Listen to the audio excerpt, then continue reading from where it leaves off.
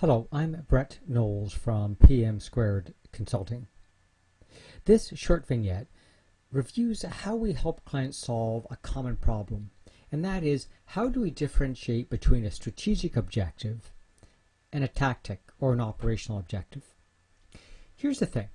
It turns out that strategic objectives really have to pass two tests. One is, how critical is that objective to the success of the organization? The more critical it is, the more strategic it is. And secondly, how long does it take to achieve that objective? Specifically, objectives that can be completed in a few months are generally more tactical than strategic, changing a form, updating a browser screen, etc.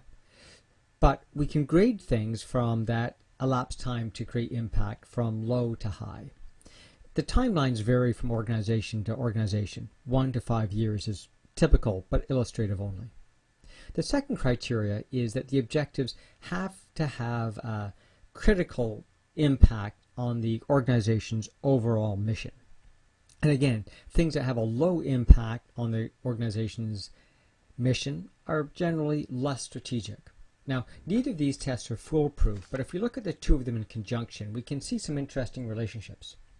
So, for example, we can take a look at one project, and that might be a low timeline to implement and low impact. I'm going to suggest that may be more tactical than strategic.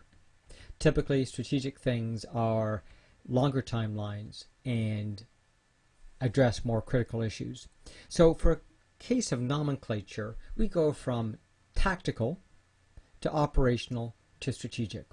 All of these things are necessary. A tactical initiative might be something like changing the layout of a drive-through window, changing a format of a form.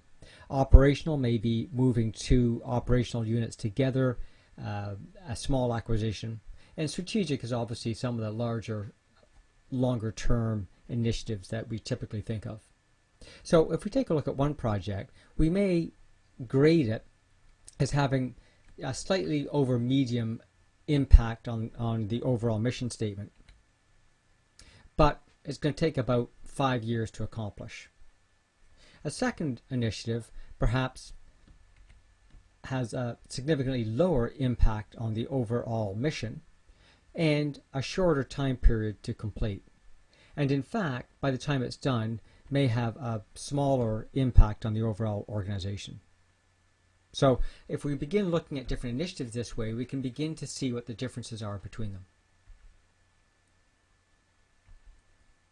So in this case, we have 10 candidate objectives. Some of them are going to be tactical, some are operational, and some are strategic objectives.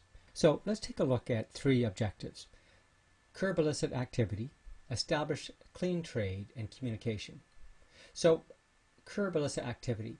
Timing, how long is it going to take? In this case, it's going to take a long time for us to curb illicit activity. Criticality, that's pretty critical for the business. And the size of the issue is huge.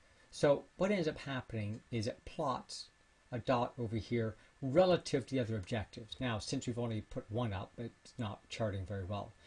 Establish clean trade. In this case, you know what? Timing, we can do that pretty quickly. Criticality, you know, it's fairly critical. And finally, size of issue, not that big. Ends up being an objective that looks a bit like this. And then finally, communication. Communication, that's a fair-sized issue. Pretty critical. And in this case, sort of a moderate-sized issue. So it ends up showing like this. In this case, by the time we had completed evaluating the 10 potential strategic objectives, we found that there's a small cluster. 5 of them were clearly strategic objectives that should appear on the strategy map. There's another one that might be operational or strategic. That warranted some additional debate. And there are 5 that clearly did not pass the test, and for this year at least, were not going to appear on the strategy map.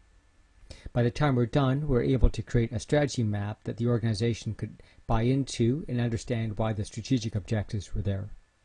Now the next step, which we can cover in another YouTube, is how it is we came up with a weighting to identify which of these objectives were strategically important for the organization to focus on in this coming year. To learn more about this tool and others, please join us at pm2consulting.com.